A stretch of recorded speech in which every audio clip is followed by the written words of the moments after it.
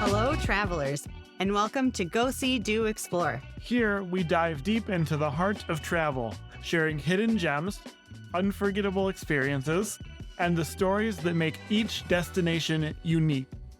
Whether you're a seasoned traveler or dreaming of your next getaway, you're in the right place to get inspired. I'm Christopher. And I'm Ashleigh. And together, we'll set the course for your next great adventure and discover the stories that make each place unforgettable. It's time to go, see, and do more. Let's explore. Probably one of the biggest questions that we get asked is, how do we manage to travel so much? So for this episode, I thought it'd be a good idea to kind of talk about ways that we manage working remotely while traveling. I should say that I am a preschool teacher, and I think if COVID taught us anything, it's that you can't do that job remotely. But luckily, I get summers off. I get spring break. I get, 2 weeks at Christmas, and I get the joy of traveling when everyone else is. But Chris is a software developer with a fully remote job, and you've been doing that for about 3 years. 3 years now. And in these 3 years of traveling, I think we've come up with some tips, some ways that we make you working while we travel successful. So I guess we wanted to go through those today. Yeah, I'm getting pretty good at it overall. It was harder than I thought it would be at first, but yeah, I think we've got it down. The first thing is making the most of time differences. So we don't do a ton of travel while you're working in Eastern time. We don't do a ton of that. We've done a little bit, and you've gone to Central time for work. Yeah. But we kind of try to go a little farther out to make better use of the time differences, to give us more time to explore. Yeah, it's worked really well. And we've gone both east and west, and you can take advantage of different things in the different directions. The first time we really did this, we went west to Mountain Time, 2 time zones west. And we were in places like the Black Hills. And what that really allowed us to do is I had to start work fairly early in the morning, but then I was done. I could be done at 2, 3 o'clock in the afternoon. And it gave us a really solid afternoon and evening to drive around the Black Hills and do all sorts of things there. It was a tiring week for me because I was out late and up early every single day. It's not something that I could do long term. But for 1 week, it was really great. And then when you're in a place that is natural beauty like that, a lot of the people get there in the morning, stay until the early afternoon, and then head back to wherever they're staying for food. So we found that we kind of had a lot of the parks out there to ourselves when we got there, which was kind of nice. Yeah, and you're out there in the best light of the day. Really, really great experience. I was very tired after that week, but it was really good. When we do these trips, we tend to he works for a week and then has a week off and then works for a week and then we're back home. So that helps kind of balance that a little bit. Yeah, for sure. Going east last summer when we were in Europe, I really liked how that worked, actually. I thought that I would like west better because I tend to be kind of an early riser, so it's sort of perfect to be starting work early and done with work early. But I think when we were far enough east that we had a 5-hour or a 6-hour difference from Eastern time, depending on where we were, we had basically the whole morning before I had to start work. So that allowed us different kinds of opportunities, like the ability to do walking tours or to go check out things in the early morning before the crowds too. And that was really great. It was more of a challenge the afternoon, getting to be 5, 6 o'clock, and I still had a few hours worth of work left.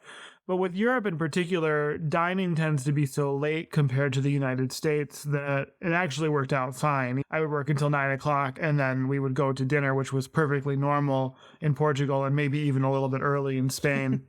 So that was a good thing too. And actually, I found that less exhausting. I for whatever reason, I don't know, that one didn't tire me out as much. The next thing that you do is you arrange your schedule with travel in mind. Yeah, we all have different degrees of control over our schedule, and mine is not perfect, but it's fairly flexible.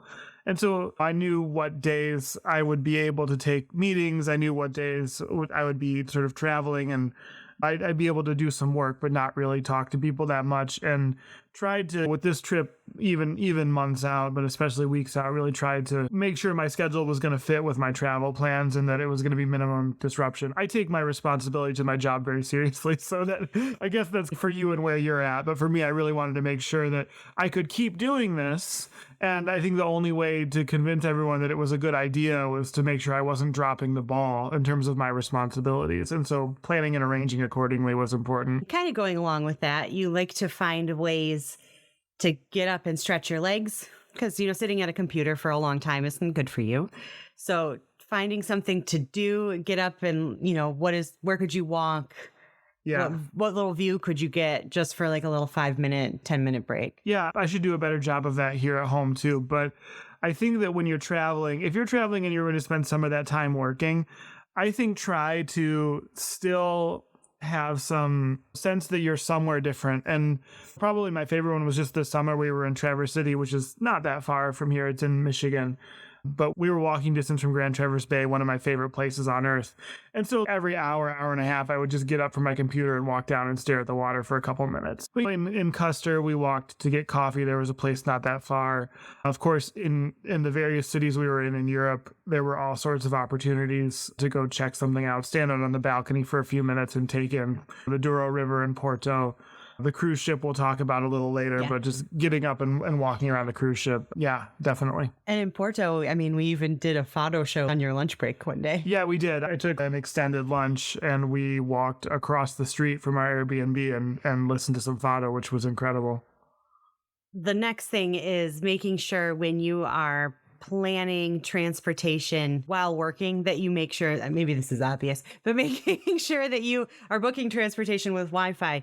So most U.S. airlines offer Wi-Fi on their flights, some free, some for a fee. Frontier does not. Yeah. So if you are planning on working while flying. Yeah. And then we've booked Frontier sometimes, but yes, I'm trying to get better actually at being able to work on a plane. This is maybe more on that later. But yeah, I've worked on planes and it's been okay. We flew to Seattle a couple of years ago and I worked on that flight the whole time. It actually went by really quick, which was nice. Delta now, this is not an ad for Delta, although we love Delta truly, but if you're a SkyMiles member, which is free, then you get free Wi-Fi on any flight. And so that's great. The last really successful work session I had on a plane was on Delta. Also though, be aware, even when flights or airlines offer Wi-Fi, sometimes it doesn't work. Sometimes it doesn't work. And that's happened to me actually twice in the past year. Flying back from Iceland, I was going to work and there was no Wi-Fi on that flight. So thankfully, I was flexible enough to be able to say to everyone, I can't work today. And that was fine. But, just be aware that it's not a sure thing. Flying back from Houston, or flying to Houston actually for work just a few weeks ago, there was also no Wi-Fi on that Delta flight. So it can happen, right, where you just don't have Wi-Fi and sort of be ready for that. And you were saying earlier that you really enjoyed in Amtrak business class. Yeah, Amtrak business class, at least I've done the Midwestern routes, the Amtrak Midwest from Michigan here to Chicago. And I've been in business class a couple times and it's very comfortable. There's lots of room. I think Amtrak Coach 2 is also pretty great for space, but business class was a particularly nice work experience. Now, I'm the one that tends to book accommodations when we travel. So when we are traveling and he is working, there are some things that I'm looking for. Obviously, if you are a solo traveler that is planning on working while traveling, a lot of this probably won't apply to you because a single hotel room is probably fine. But when we like to choose places to stay, whether it be a hotel or a vacation rental, that have a dedicated workspace and then also someplace for me to hang out so that I'm not on camera in the background sitting on the bed or something weird like that. We found as a U.S. chain, Country Inn and Suites is really great because they have that kind of living room and then a door that separates to the bedroom. If you happen to be traveling for work in North Dakota, which probably won't be most of you, but if it comes up, the Roosevelt Inn and Suites was amazing for this. It had a full kitchen and then there was a living room and then the bedroom was off with a door that could be closed. And that worked. You worked for a whole week there. We were actually planning on halfway through moving to a different hotel to be kind of close to a different part of Theodore Roosevelt National Park. And we canceled that and ended up staying at the Roosevelt Inn and just accepted that we were going to drive a little longer because that hotel room was so great. Yeah, basically what they had done is taken, I think, what used to be adjoining room where they have the door that you can open and close between two rooms, and they made that one hotel room, and they had done that at least in one whole portion of this hotel. So then where the bathroom was in one of these, they like completely ripped that out and put in this full kitchen and like a living room. It was yeah, I still think about that hotel. There's a lot of oil workers staying there, very hardworking people that stay there, and I would, walk down to breakfast looking like I was working in my soft hands job and get some looks, but it was incredible. Was that Watford City or is that the other one? So that was Watford City. Theodore Roosevelt. What was it called? Theodore Roosevelt Hotel and Suites? Roosevelt Inn. Something else to think about is prioritizing bandwidth. Obviously, if you're going to be working and you need the internet, that's going to be important. I'm trying to remember which Airbnb it was that we stayed at that in the photos on the listing, they actually showed the Wi-Fi speed. Was that it was in Rincon, Puerto Rico. Yeah. And that was one that was really good. It was, absolutely. I had great internet there. It depends on what you do and how online moment to moment you need to be. For my job, pretty much all of my work is online, the kind of work that I do. But for the most part, the bandwidth I need, it doesn't need to be that high, except when I'm meeting with people, right? So if you're working the kind of job where you're on video conferencing all day, obviously that's really important. If you can do a lot of work offline and word processing and things like that, then maybe this is less important. But I know that for me, I'm pretty much sunk without a stable internet connection. It doesn't have to be super high bandwidth, but it needs to be stable. And so we look at reviews, we look at if it's like an Airbnb, if they've posted anything like that. It's just really important. And the other thing with that too is I haven't always been able to do this, but I really try to have a backup plan. Where we're going, where am I going to go if for whatever reason the internet isn't working, or can I use mobile broadband, or is there another solution? Because I can't just necessarily call into work every day if my internet's not working well. I don't think people are going to be that sympathetic. Oh yeah, I'm traveling and I don't have internet. No, I have to have a backup plan. I have to be ready. So something to think about. And I know you enjoy the hotels, especially that offer free breakfast, and not to go back to the Roosevelt Inn and Suites, but they even had coffee available kind of by the front desk all day long. Yeah. So free breakfast is nice in any hotel. But especially a lot of times when we're traveling, if I'm not working, where you're in the hotel in the morning and then you leave all day, if you're going to be literally in the hotel all day, having a place that you can go to grab coffee or maybe a snack, but for me, mostly coffee, it's a really nice feature. I know that hotel in Custer, I'm pretty sure I drank so much of their Nescafe that I think I broke the machine. I don't think it had ever been through that much stress. It is possible that happened. Yeah. I drink a lot of coffee, but yeah, I mean, just having even if it's not breakfast, at least hotels, they have coffee or some snacks, things like that. It's just nice, again, to be able to get up, stretch your legs, get something, feel like you're more at home. And I know it's important to you to kind of put thought into where you're going to be working. If, assuming it's more than just going to be one day or so, that you will frequently not use the desk in a hotel room because you don't like the look of the bed being directly behind you. Yeah. Hotel chains that are listening. Let me tell you, I know it's a different world than it used to be. People are on video conferences all the time. And we don't like having our beds in the background. There are virtual backgrounds. You can try that out. I know. And that's fine. But even still, I love a hotel when I go and I'm like, oh, look, the desk is not facing the bed. That's really nice. That's one aspect of this. But another aspect too is just, I'm sure those of you that work at home, most of you by now have put a lot of thought into your workspace and feeling comfortable and with a place that you can stay all day. And I think don't forget to do that when you travel. Don't forget to make yourself comfortable. Your productivity when you travel is really important because, again, I mean, at least for me, I want people to know that I can do my job wherever I am. And so I really want to make sure that I'm going to be comfortable where I am, that I'm going to be able to communicate well, that it's not going to be overly distracting to the point where I shouldn't do this anymore, right? So just put some thought in your workspace, find the best table, get set up comfortably, get your coffee or your bubbly water or whatever you like. And settle in for some work. And you kind of already mentioned a little bit, but having multiple different cellular options can be very helpful. Our primary phones are Verizon, which most of the time we don't have issues with Verizon, although we are living in the Stone Age and we have never gone to unlimited. Yeah, we don't need to get into the reasons why that is, but yeah. But so occasionally we might be in safety mode or something like that. But so having a backup on a different carrier can be very helpful. There are third-party cell options that kind of sell you a discounted rate on the major cell providers. So we have Verizon, which works really well overall, but we don't have unlimited data, and their data is expensive to add. And so we also have a third-party SIM on someone who uses the T-Mobile network. And that diversifies our networks a bit so that maybe one might not have signal, but the other will. Usually Verizon signal is better than T-Mobile, but in certain areas it's not the case. We found that T-Mobile signal can actually be better.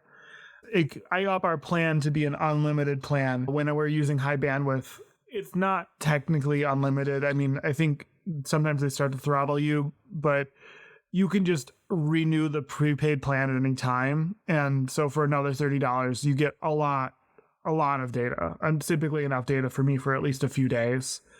And I mean, doing everything that I would do. So like full bandwidth video streaming and things like that. That's especially good when we camp. Sometimes I work while we camp. And so mobile broadband is really my only option.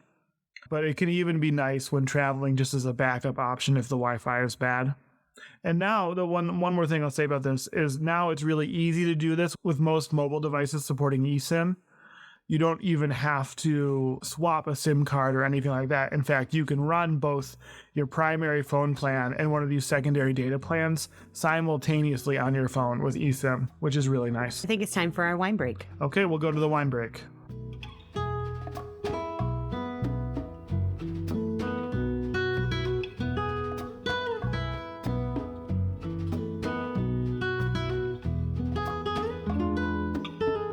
Okay, we're here for our wine break. We have a special one today.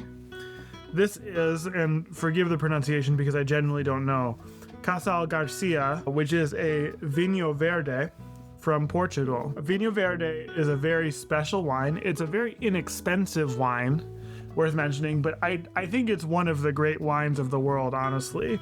It's made in the north of Portugal, kind of north of Porto, typically. Grapes that in Spain are referred to as Alvarinho. The Portuguese call it Alvarinho, or it's similar. It's a similar pronunciation. You've probably heard of those grapes if you know anything about Iberian grape growing. But Vinho Verde, it's a young wine. They grow the grapes, they make the wine very quickly, they bottle it, and then they tend to, I actually can't remember the term. It's a little like forced carbonation. They will add some CO2 in the bottling process, and it gives it this sort of slightly effervescent flavor or quality, I suppose, and really just kind of light and it's great for summer. It's very typically a low alcohol wine too. This one that we're having, this Casal Garcia, is 9.5% only, so that's definitely a low alcohol wine. They can be a little higher than that too, but it's cheap and it's incredible and it's unique. It's a very unique style of wine. If you haven't had it, look for it, definitely. Yeah, we've seen it since we've been back from Portugal. I've noticed it, in local wine shops.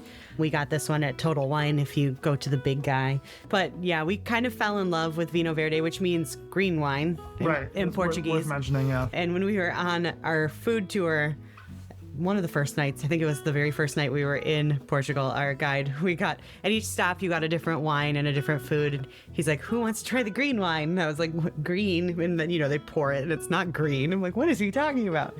But yeah, it's quickly become a favorite. And if you're ever in Portugal, look for Vinho Verde. It'll be like €3 for a bottle. Yeah, I mean, I'm sure it can vary some, but it's very inexpensive. Our guides in Portugal all told us that it was called green wine because it's so young. I've also heard that it's called green wine because the region it comes from in the north of Portugal is very green. I tend to believe the Portuguese people I heard rather than the other things, but hey, maybe it's both. I don't know. In any case, it's delicious. And I think when we were in Portugal, we had it every night at dinner. And we did not go bankrupt. So, yeah. And we didn't get sick of it either. We didn't get sick of it either, honestly. It's a great wine to have in the evening on a sort of just an average day because it is low alcohol and refreshing and delicious. It doesn't ask a lot of you. It's just enjoyable. Yeah, Vinho Verde. 2 thumbs up.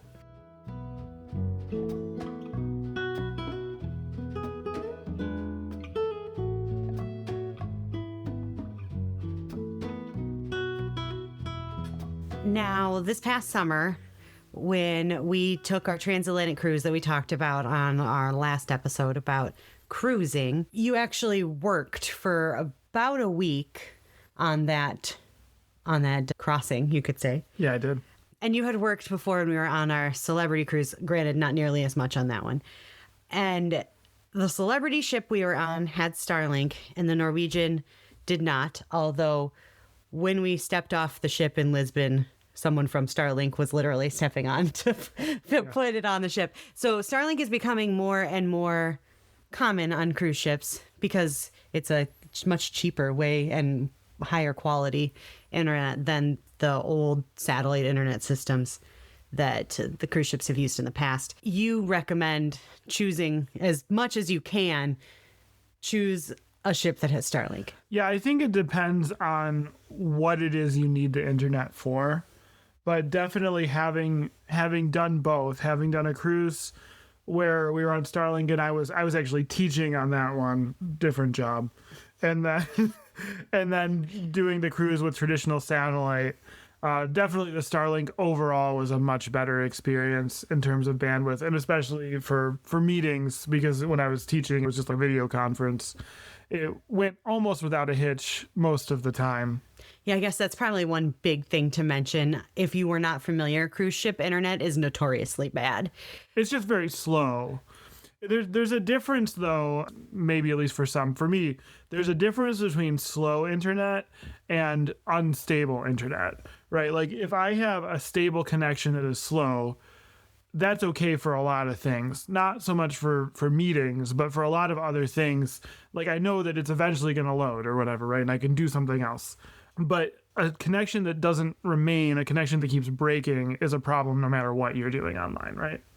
And so cruise ship internet can be very slow, and then sometimes it can also not be consistent, but that's usually a different problem. And you should definitely be aware that if you are planning on doing internet work while on a cruise ship, that there is the possibility that for some amount of time it's just not going to work. And you were prepared for that, especially on the transatlantic, because people have said that when you're going across the Atlantic or the Pacific, I guess, there's going to be a spot where there's just no satellites. Right, no coverage. Because why would there be satellites in the middle of the ocean? One struggle that you had on the transatlantic that may or may not be avoidable, and it kind of goes along with planning your schedule, if you can avoid having major projects go live when the person that is going to fix it is in the middle of the ocean with an unstable internet connection, that's probably good. Yeah, better. I had a case of bad timing on that particular trip where I ended up working a ton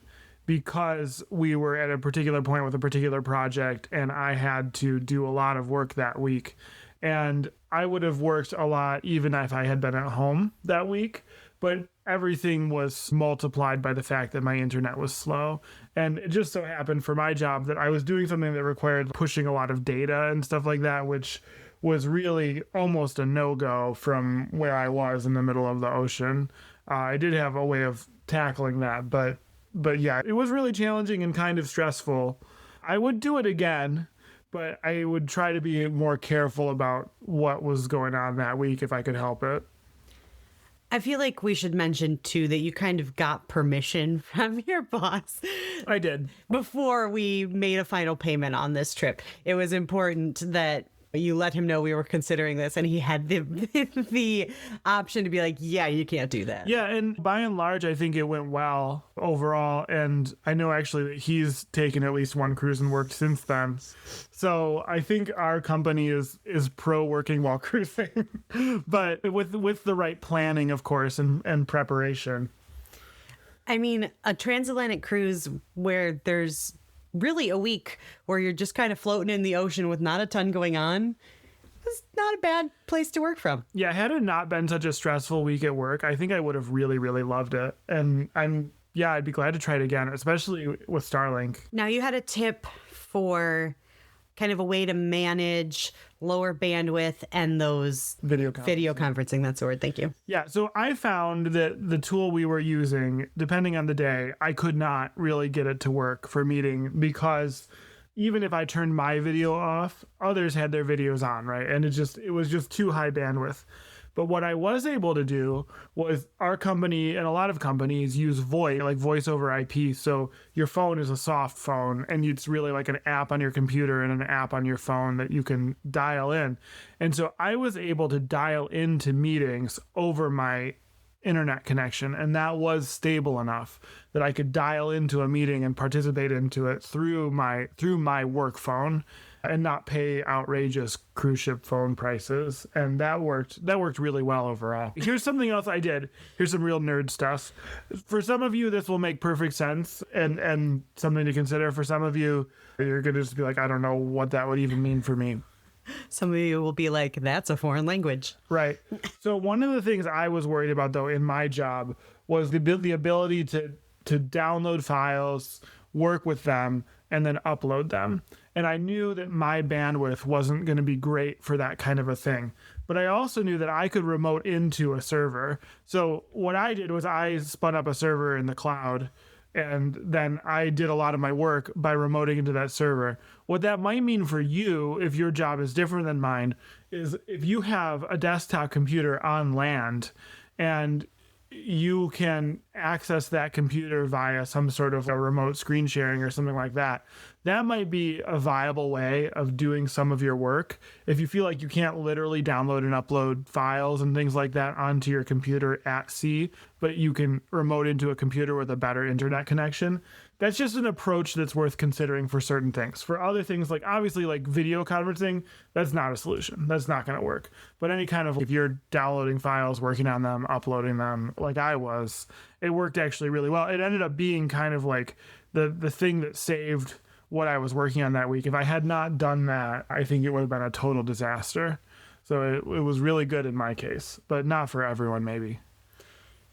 Also, something to be aware of is that the Wi-Fi was stronger on certain parts and certain decks, certain parts of the ship and certain decks than it was on others. And somehow you got very lucky on the first day finding what was probably the best Wi-Fi anywhere on the ship, only for like 2 days, 2 days from then. Everyone else seemed to discover it as well. And Yeah, there were no shares. I stumbled into it. Day one, I had like video and everything. I'm like, wow, this is pretty great. But then, then everyone else found out about it, and then it wasn't so great. And be aware of the kind of trends in internet traffic and figure out ways to work around it. So obviously, most people were not up at 6 a.m. doing their computer work. So that was early and late were kind of times that you were able to get stuff done more so than right in the middle of the day. On our California cruise, the internet was going perfect until we left San Francisco. Everybody got those pictures of, sailing out under the Golden Gate Bridge, and then they were all uploading them to the internet at the same time. Yeah. That was when the internet went out for you. In the middle of while I was trying to teach a class. Yeah. That was really the one time I had an issue that week was, when everyone wanted to upload their photos to Instagram. And this is not necessarily only a tip for working remotely, but we discovered on our last cruise, I guess we probably discovered it a while ago, but we finally, made it work for us. So most cruise ships have American style, like 2-prong outlets. And then they also have the EU style with the I don't know how to describe the difference, but an American versus a European outlet in the ship. And if you get a European outlet adapter, you can double the number of outlets that are in your cabin. I find this very surprising that people are always talking about bringing power strips, which can get confiscated because surge protectors are not allowed on cruise ships due to fire hazard. And it's very hard to tell if a power strip has a surge protector or not. So a lot of times, just out of precaution, they will confiscate any power adapter or any power strip. So don't hear people suggesting to bring a European adapter. So if you have one, if you're going to Europe or you've been to Europe before, even if your cruise is staying in North America, they'll work on the ship. Yeah. A lot of that was cruise specific, of course, but a lot of it could be applied to any situation with questionable bandwidth, right? Like if you're doing some sort of like a camping trip with an RV or something like that, and you just don't know what you're facing, a lot of those strategies also will work. Now you want to talk about some gear that helps you work well on the road. Yeah. I think this is going to vary for everyone individually, but I can talk about what has worked well for me. One thing, I really like a small laptop, like as small as I can get that will do what I need it to do. So I can't use like a Chromebook or things like that, but I think it's a 13-inch laptop. And I really look for the size for lots of reasons, but especially because if I have to carry it around, I don't want it to be huge. If I have to work with it in relatively confined spaces, like at an airplane or a cruise ship room, like a stateroom, having it not take up a ton of space is really nice. Also, battery life to me is really important. I will sacrifice a lot to have a laptop that has a battery that will last most of a day. That is really valuable to me. And so that's one thing. I mean, I have a work laptop that was essentially picked for me, the first one I had, but luckily it conformed to those things. and then yeah, I mean, as I've continued to make that a priority. Traveling for work too, it also is important. So with a small laptop, one thing you want to consider though is what are your screen needs? I think it feels like around the time of the pandemic, all of us got used to 2+ screens with all our meetings and things like that. At home, I actually work off of 4 screens. It looks like he's piloting a, small jet or... Yeah. I'm not convinced that it's better than 3, but I use 4 at home. So I do try to conserve on trips. I mean, I don't need that. I don't need that when traveling. And what I actually bring with me depends on sort of the length of the trip, how much I'm going to be working on, also like how I'm traveling and what I can really afford space-wise. But I do have this tri-fold screen that works pretty well. So it fits onto my laptop screen, and then it provides a small screen on the left and a small screen on the right. So it's 3 screens, 3 small screens.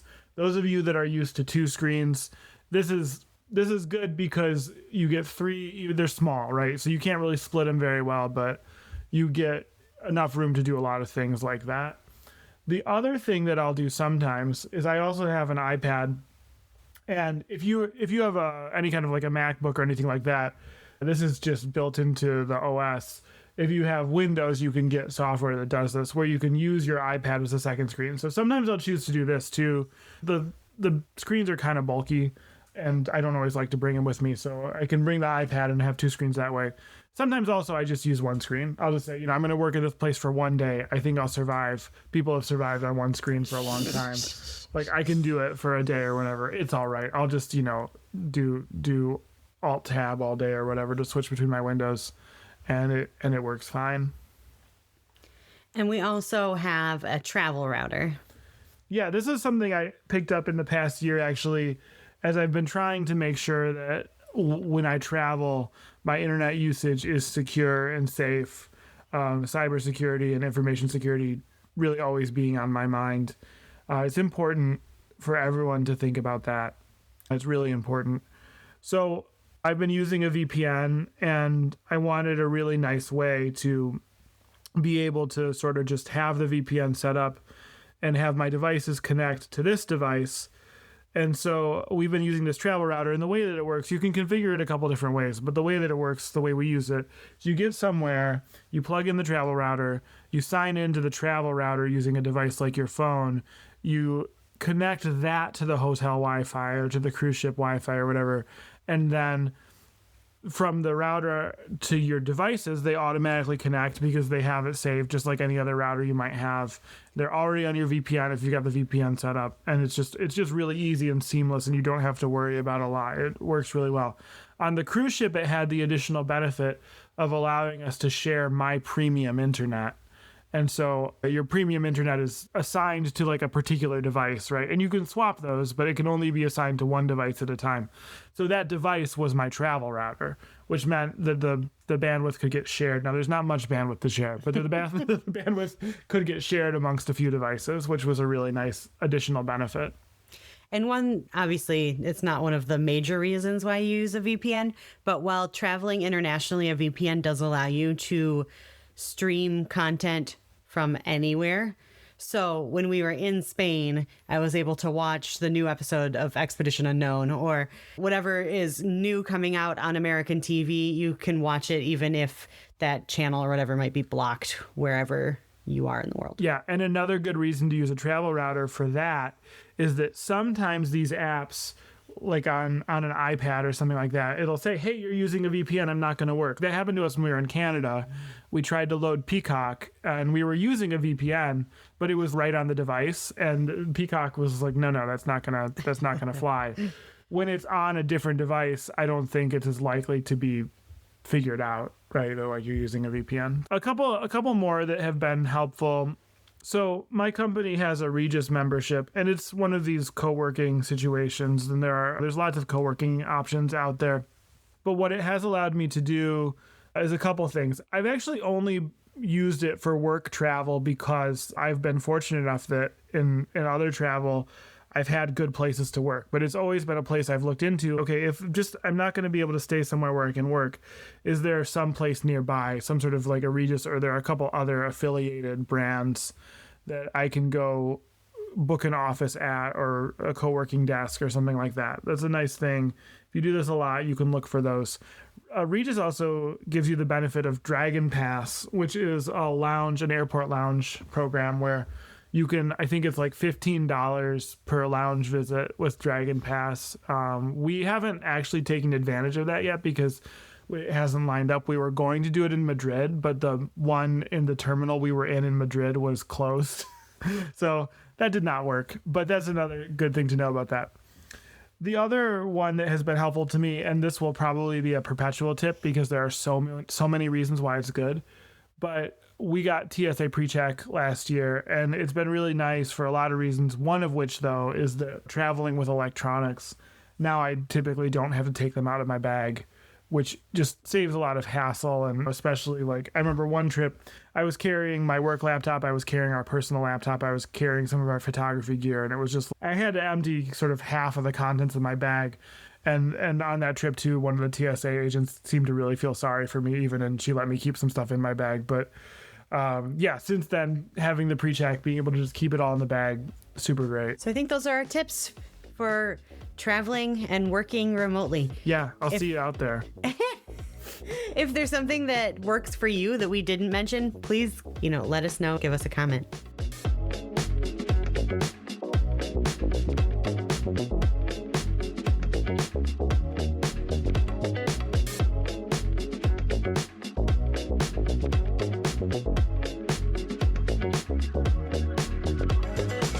So then it's time for our destination spotlight this episode, and today we are talking about Sintra in Portugal, really a favorite of, I think, both of us. Yeah, so we went to Sintra last summer as a part of our trip in Portugal and Spain, and it was one of the really nice things about it I found right off the bat was the temperature was so moderate.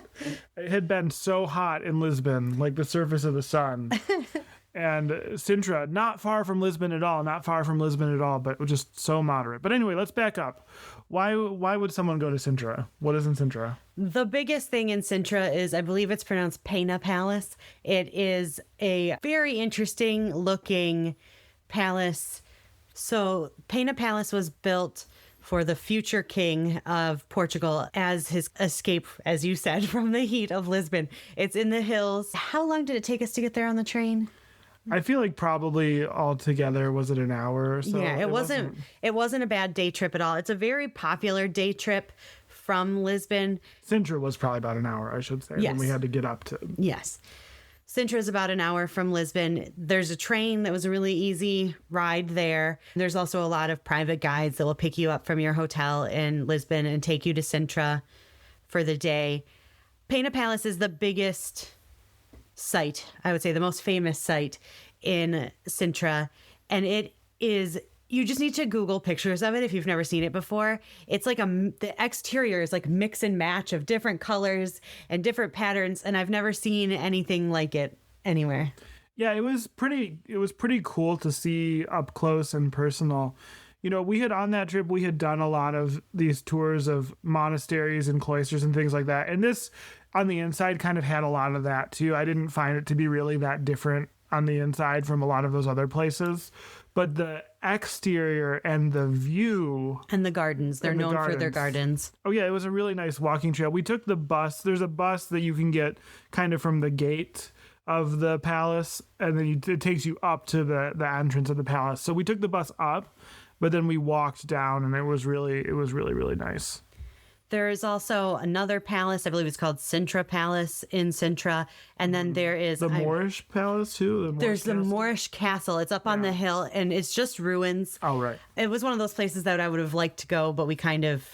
Didn't have time. Yeah, we ran out of time. Sintra is definitely a place where, like I said, most people do day trips, but it's 100% a place that I kind of wish we would have spent at least one night. Yeah, maybe we should stay there.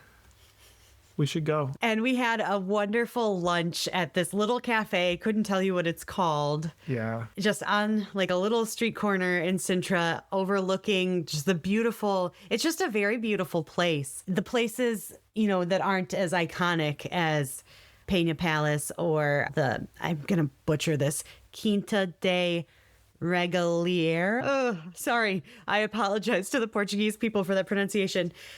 So that is another. That the one we went to? Yes, that's another grand estate that was not owned by a king or anything. It was just a wealthy person that built this estate. But what it's known for is what they call the initiation well, which they think it was an initiation into the Masons, which would make sense because it was a brick-lined well in the ground. And you walk from the top. Yeah, you walk from the top and you go around, and it's just covered in moss. Once again, Google Sintra initiation well, and it'll come up. The pictures it's just a crazy place. And that's the one place in Quinta de Regaliera. I apologize. I feel bad pronouncing it this way. It's not good. We don't know how to make it better. It's the busiest, most popular place there. So the line does form, and we did have to wait a little bit to get into the well. Yeah.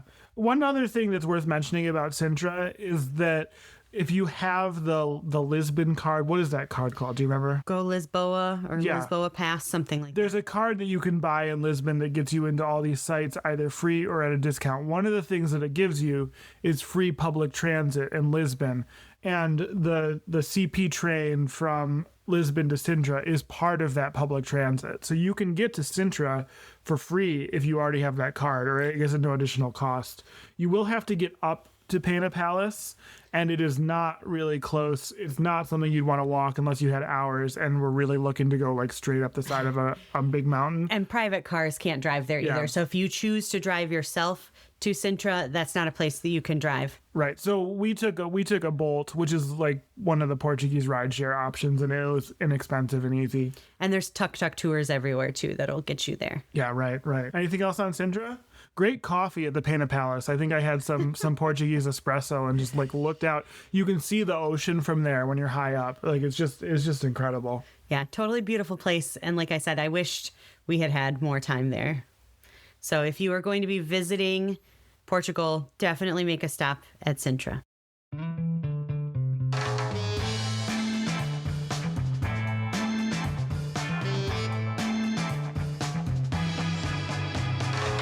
That's all for today's episode of Go, See, Do, Explore. Thank you for joining us and sharing in the wonder of travel. Keep the spirit of today's adventure alive by checking out our blog at goseedoexplore.com for even more travel inspiration. Don't forget to rate and review us wherever you listen to your podcasts. It really helps fellow travelers find us and join our community. Until next time, keep exploring, keep dreaming, and keep traveling by any means necessary. I'm Christopher. And I'm Ashleigh, bidding you farewell and happy exploring.